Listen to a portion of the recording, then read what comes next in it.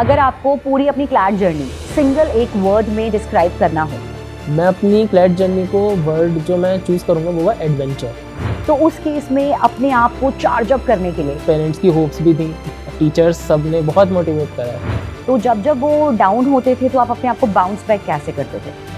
Ma'am वही analysis करता था मैं मॉक का पूरा Right. और उस बेसिक्स को क्लियर करना ताकि मैं अगले मॉक में उस चीज़ को इम्प्रूव कर पाऊँ। Taking the learning from the legends. Her person को ज़िंदगी में दो पेन्स होते हैं, या तो पेन ऑफ डिसिप्लिन या फिर पेन ऑफ रिग्रेट। वाओ।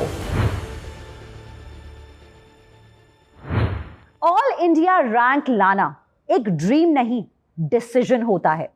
हजारों हार्डशिप्स फेस करने के बाद कभी ना हार मानने वाला माइंडसेट होता है। So welcome on stage Asit Chauhan, who scored All India rank 19 in the general category in CLAT 2026 and All India rank 1 in EWS category. So welcome on stage the ultra phenomenal, the powerhouse of talent, Asit Chauhan. Thank you ma'am. Hello Asit. तो सबसे पहले जब CLAT का result आया, तो जब result देखा तो वो कौन सा मोमेंट था, कैसा फील हुआ था? मैम जैसे ही रिज़ल्ट पे हमने टैप करा तो फिर सीधे देखा ऑल इंडिया रैंक 19। मैम बस वहीं पर एकदम से खुशी मैम जो आई ना, सबके पेरेंट्स को भी बिल्कुल बहुत खुश हुए मैम सब। Right. बहुत ही ज़्यादा। फिर मम्मी ने भी देखा, पापा ने भी देखा, बहुत खुशी हुई सबको। और वो खुशी के आंसू भी आए थे साथ साथ? मैम बिल्कुल आए थे, पेरेंट्स को दोनों को आए थे। दोनों को आए थे। और आपको? मैम मुझे तो नहीं आए थे। हाँ, मैं तो एक्सपेक्टेड कर ही रहा था, हो ही जाएगा। Right, okay. तो आसित, अगर आपको पूरी अपनी क्लैट जर्नी सिंगल एक वर्ड में डिस्क्राइब करना हो तो वो क्या होगा और क्यों? मैं अपनी क्लैट जर्नी को वर्ड जो मैं चूज़ करूँगा वो है एडवेंचर। एडवेंचर इस वजह से क्योंकि इसमें बहुत अप्स भी थे, डाउन्स भी थे। कई बार मॉक्स में हाई स्कोर था, कई बार लो स्कोर था, हर चीज़। कई बार ब्रेक डाउन भी होता था, फिर किसी दिन बहुत हाई स्पिरिट्स भी होती थी। तो बहुत अच्छा एडवेंचर था ये, एक प्रिपरेशन का स्टेज बहुत अच्छा था। So talking about the break down, तो ऐसे आपने जैसे कहा कि ब्रेक डाउन आते हैं इस जर्नी में, तो उस केस में अपने आप को चार्ज अप करने के लिए क्या एक फॉर्मूला था जिसकी वजह से आप अगले दिन दोबारा से कि हाँ यार कर लेते हैं, हो जाएगा? मैम बहुत सपोर्ट था फैमिली का, और वही मेरा भाई भी है छोटा सा। तो उसको देख के भी मैं होता था, पेरेंट्स की होप्स भी थी, वही चीज़ सब। एक फ्रेंड्स भी हैं मेरे और टीचर्स सब ने बहुत मोटिवेट करा है। उस वजह से बहुत चार्ज अप मिलता था मुझे। Very nice. तो असित, आई एम श्योर इस दौरान जर्नी में डिस्ट्रैक्शंस भी आई होंगी, given the teenage that you are in, तो उनको कैसे कंट्रोल करते थे? मैम बस एक होप्स थी कि मुझे ये कॉन्कर करना है ये एग्ज़ाम, तो उसी चीज़ को मोटिवेशन थी, एक सेल्फ मोटिवेशन आ रही थी। उसी वजह से बस सोचा कि करना तो है ही, डिस्ट्रैक्ट क्या ही होंगे, बाद में हो जाएंगे डिस्ट्रैक्ट थोड़ा सा। बहुत सही कहा, हर चीज़ की अपनी एज होती है। तो डिस्ट्रैक्शन के लिए बाद का सीन है, अभी करके दिखाना है। Very good. तो असित, बहुत सारे फ्यूचर एस्पिरेंट्स हैं जिनके लिए आप एक रोल मॉडल हैं, जो आपको आज यहाँ देख रहे होंगे, तो उनके लिए कुछ बताना चाहोगे कि उन एस्पिरेंट्स के लिए सबसे बड़ा मिस्टेक क्या होता है जिनको उनको अवॉइड करना चाहिए, taking the learning from the legends? Yes ma'am, जो सबसे बड़ी मिस्टेक बच्चे करते हैं वो होता है मॉक्स के बाद एनालिसिस नहीं करना। Analysis is very very important ma'am. क्योंकि मॉक्स में हम क्वेश्चंस करते हैं, उस समय प्रेशर होता है, टाइम प्रेशर। कई बार बच्चे मिसअंडरस्टैंड कर जाते हैं उस क्वेश्चन को। लेकिन एनालिसिस करने के समय बस टाइम ही टाइम होता है। आप बहुत 1 आवर 2 आवर 3 आवर जितना लेना चाहो उतना ले सकते हो, और उसके बाद भी फिर आप समझ सकते हो कि एग्जैक्टली क्वेश्चन कह क्या रहा था। तो बच्चे वो नहीं करते और वही उनकी सबसे बड़ी गलती होती है। वेरी वेल सेड आसित। हम लोग हमेशा टीचर्स, एज अ टीचर्स, बच्चों को यही बोलते हैं कि एनालाइज करो। अपनी गलतियों से जितना ज्यादा हम सीख पाते हैं उतना शायद किसी से नहीं सीख पाते हैं। Very well said. So Asit, इस जर्नी में एक ऐसा कौन सा बिल्कुल वन मंत्रा था, वन फॉर्मूला था जो आपने रेगुलरली रिचुअली फॉलो किया? मैम करंट अफेयर्स को रेगुलरली पढ़ा मैंने। मैगजीन्स, न्यूज़पेपर्स, हर चीज़ को रेगुलरली पढ़ना ज़रूरी ही था। At least 2 to 3 hours every day तो उस चीज़ में इन्वेस्ट करने ही पड़ेंगे। राइट। वही मेरा मंत्रा था। राइट। तो जैसे कि असित, आप जेनिथ प्रो 2026 बैच में थे, दैट वाज देयर जब आप क्लास 11th में यू हैव जॉइंड। तो आपको क्या डिफरेंस लगा कि 11th में यू हैव स्टार्टेड अर्ली या 12th में ही कर लेना चाहिए था? What was the difference? 11th में मैम ये था कि लेक्चर्स होते हैं, जो हम लेक्चर शुरुआत में ले सकते हैं, बेसिक्स क्लियर हो जाते हैं। और 12th में फिर हम, क्योंकि एग्जाम बोर्ड्स भी होते हैं, उसमें प्रेशर आता है, तो बेटर कि 11th से शुरू कर दिया, तो लेक्चर्स हमारे हो गए, बेसिक्स क्लियर हो गए हैं। उसके बाद 12th में आके मॉक्स पे फोकस करा, तो इसी वजह से अर्ली प्रिपरेशन का फायदा हो गया। एक्यूरेट एक टाइम फ्रेम मिल जाता है सब चीजों को मैनेज करने के लिए। Rightly said. So Asad, topper mindset का सबसे इंपॉर्टेंट इंग्रेडिएंट क्या होता है? डिसिप्लिन, कंसिस्टेंसी या फिर स्ट्रैटेजी? डिसिप्लिन और कंसिस्टेंसी को मैं वैसे इक्वल वेटेज देना चाहूँगा, लेकिन अगर मुझे एक ही चूज़ करना है तो मैं डिसिप्लिन की तरफ जाऊँगा। ग्रेट। सो असद, इस जर्नी में बहुत बार मॉक्स के स्कोर फ्लक्चुएट करते हैं, as we have heard of it. तो जब जब वो डाउन होते थे तो आप अपने आप को बाउंस बैक कैसे करते थे?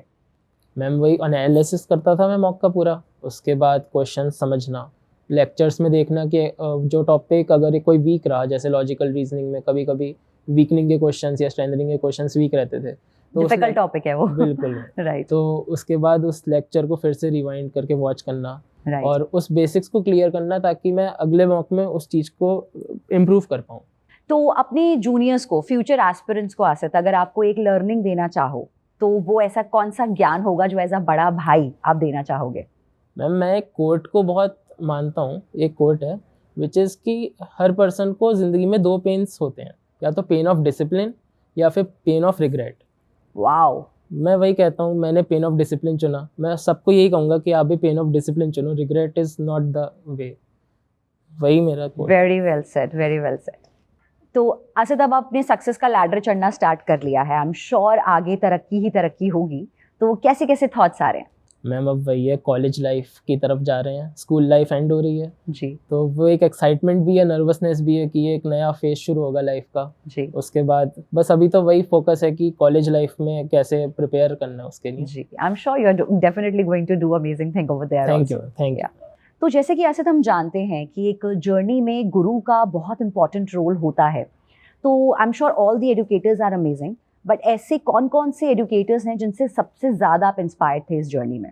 मैम कहीं ना कहीं मैं अंकिता मैम का नाम लेना चाहूँगा, क्योंकि वो भी NLU से पढ़ी हुई हैं। राइट। उन्होंने बहुत इंस्पिरेशन दी कि NLUs में आके लाइफ कैसी होती है। उस चीज़ ने बहुत मोटिवेट करा मुझे भी, बाकी बच्चों को भी।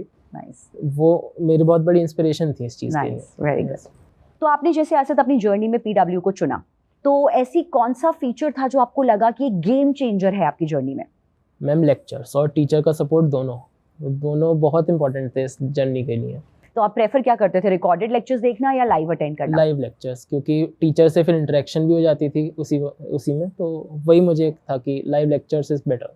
तो जो भी डाउट्स हैं वो साइड मतलब साथ के साथ क्लास में सॉल्व हो जाते हैं। राइट। सो आसिफ, जैसे कि जब आप अपनी जर्नी में थे तो आई एम श्योर बहुत सारे आप मॉक्स अटेम्प्ट करते होंगे, सो PW के मॉक्स आपको कैसे लगे?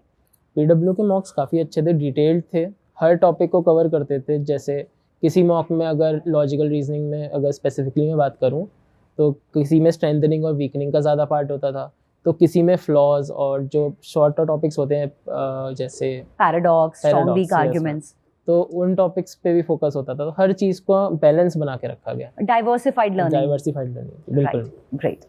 Now I would welcome doctor Ravinder Singh Chauhan, जो असद के पेरेंट हैं, उनके साथ यहाँ पर आए हैं। वो खुद भी एक प्रोफेसर हैं, टीचिंग लाइन से हैं। Hello sir, congratulations first of all. Thank you. तो जब बच्चे ने कर दिखाया तो सबसे पहले आपको कैसा फील आया था? मैम मुझे बहुत अच्छा फील हुआ, बहुत बढ़िया। मैं बयान नहीं कर सकता कि मुझे कितनी खुशी हुई। Right sir. कुछ पल ऐसे होते हैं जो बयान नहीं कर सकते, केवल हम फील कर सकते हैं। राइट। मतलब बच्चे ने कर दिखाया, वो एक पेरेंट्स का प्राउड फीलिंग, खुशी वाली। It's a golden moment ma'am. Golden moment. ये मेरे लिए एक बहुत गोल्डन मोमेंट था मेरी लाइफ का जी, कि मेरे बच्चे ने कर दिखाया। तो सर, प्रिपरेशन के दिनों में आपने असद में कौन सा सबसे बड़ा चेंज देखा 2 साल की जर्नी में? मैम जब ये प्रिपरेशन कर रहा था तो ये पहले से और ज़्यादा डिसिप्लिन्ड हो गया। मतलब इस छोटी सी एज में बच्चे कहाँ टाइम टेबल बना के चलते हैं। एक पर्टिकुलर टाइम टेबल बना के इसने प्रिपरेशन की, मतलब ये और ज़्यादा सिंसियर होता गया। राइट। जैसे जैसे कोचिंग में आपकी PW में इसने क्लासेस अटेंड करी, वैसे वैसे ये और ज़्यादा जो है डिसिप्लिन्ड होता गया। क्योंकि सर असद ने सोच लिया था ना कि उसको हाँ, वहाँ पहुँचना है। जी हाँ। तो वो उस तरीके से रोड मैप फॉलो कर रहा था। Yes ma'am. राइट जी हाँ। तो सर, असद के डिफिकल्ट डेज में आपने कैसे मोटिवेट किया इनको? मैम शुरू में जब इसने कोचिंग ज्वाइन करी, पढ़ाई मतलब 11th की भी कर रहा था और अपना क्लासेस भी कर रहा था, तो ये बड़ा मतलब फ्रस्ट्रेट हो जाता था कभी कभार जी, कि अगर मैं नहीं कर पाया तो क्या होगा। राइट। मतलब वो है ना एक प्रेशर एक तरह से। हाँ जी, तो मैंने इससे यही कहा कि मैंने कहा आप मेहनत करे जाओ, फल देना ऊपर वाले का काम है। बिल्कुल बिल्कुल। तो इसको मोटिवेट किया हमने, मैंने कहा कोई दिक्कत नहीं है, बहुत इस चांस में नहीं हुआ तो अगला चांस करना, हमारी तरफ से कोई प्रेशर नहीं है जी। फिर धीरे धीरे इसने अपना मैंने कहा कि आप अपना टाइम टेबल बनाओ, हर पर्टिकुलर सब्जेक्ट के लिए एक पर्टिकुलर टाइम टेबल होना चाहिए कि 2 घंटे में ये करना है, 2 घंटे में वो सब्जेक्ट पढ़ना है, बस काम बनता गया इसका। राइट।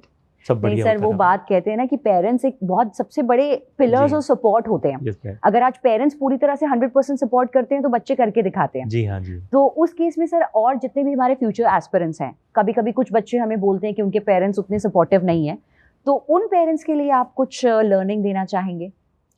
मैम मैं यही कहना चाहूँगा, कभी भी बच्चे को ना प्रेशराइज मत कीजिए, जो उसका मन हो पढ़ने का उसको वो पढ़ने दीजिए। आप जज करें कि आपका बच्चा क्या करना चाह रहा है और बच्चे को उसकी चॉइस के हिसाब से पढ़ने दें, उसको अपना प्रेशर न डालें कि तुम्हें इंजीनियर बनना है, तुम्हें डॉक्टर बनना है या तुम्हें लॉयर बनना है, क्या करना है। जो बच्चा जिस फील्ड में है, अगर वो गेम की फील्ड में भी है ना तो उसको उस फील्ड में जाने दो, उसे प्रेशराइज मत करो कभी भी। असद, मतलब आपने पापा को 3 इडियट्स बहुत पहले दिखा दी थी लगता है। अच्छा, तुम्हारे बर्थ से पहले की मूवी है? लगभग उसी टाइम। ओके, नाइस है सर, तो मतलब बिल्कुल taking the learning. Very nice sir जी। तो सर, जब असद कंसिस्टेंटली अपनी जर्नी के लिए प्रिपेयर कर रहे थे, तो ऐसे क्या क्या मोमेंट्स थे जो आपको एक प्राउड फील कराते थे कि हाँ, लगता है कि मेरा बेटा कर लेगा? जब मैम इसने कोचिंग ज्वाइन की, तो क्योंकि मैं भी टीचिंग प्रोफेशन में हूँ और हमें भी साल में एक बार एनुअल लीव मिलती है, तो हम उसमें घूमने का प्लान बनाते हैं जी। तो आफ्टर 10th जो मैंने इसे कहा कि चलो भाई यहाँ घूमने चलते हैं, वहाँ चलते हैं, तो इसने कहा नहीं पापा, मैं 2 साल तक कहीं नहीं जाऊँगा। आफ्टर 12th और कोचिंग ज्वाइन कर रखी थी, बोले अभी 2 साल मुझसे कहीं जाने के लिए मत कहो।